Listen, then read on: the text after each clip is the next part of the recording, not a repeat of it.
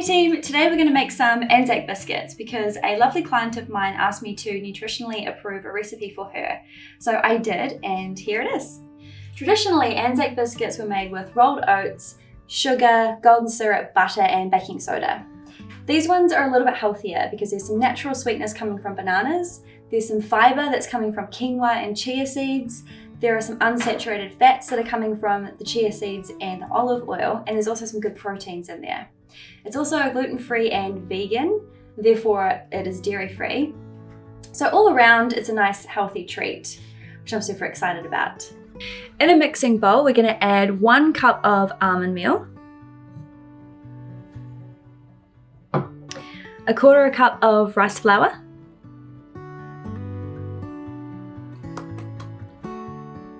1/4 cup of chia seeds. Did you know that chia seeds are a really good source of fiber and omega-3 essential fatty acids? So fiber is really good for digestion, but also for gut health because it helps to feed the good bacteria. And omega-3 is an anti-inflammatory. 1/4 cup of sunflower seeds. 1/4 cup of shredded coconut. 2 tablespoons of golden syrup. We actually used maple syrup. 1 teaspoon of vanilla essence. It's pretty simple. It all just goes in one bowl and you just mix it together and that's it. 1 tablespoon of olive oil.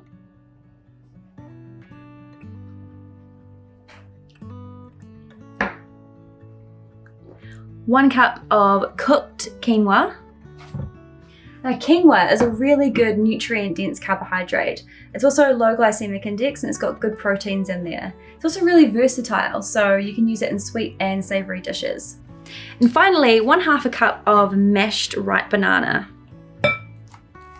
This is a really good use of overripe bananas. I know a lot of people sort of buy a bit too many and then they go a bit funky and you don't really know what to do with them. So using them in baking is a really good alternative to sugar and things like that. So just so simply, just mixing this all together to make a dough.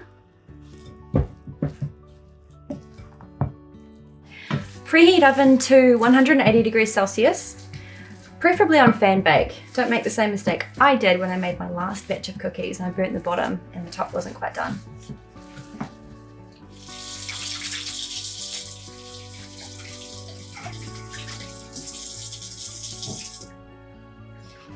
Make sure your hands are nice and clean because you're going to get them right in there to make the balls of the cookies.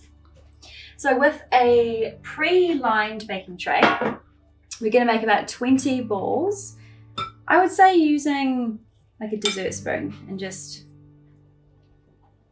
roll them together like that. And then just press them down. Gently like that, with the heel of the hand.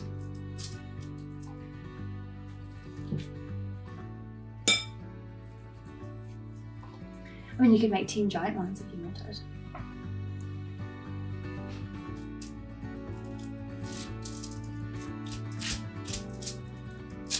Do you know what the history of ANZAC biscuits are?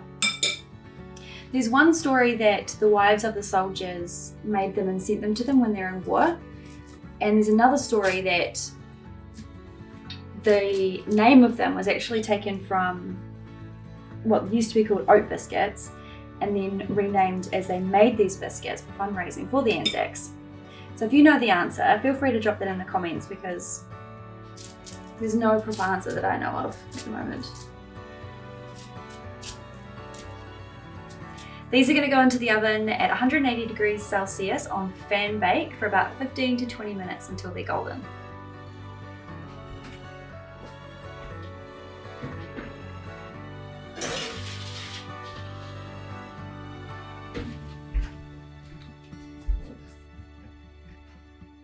Here is our final result after about 18 minutes.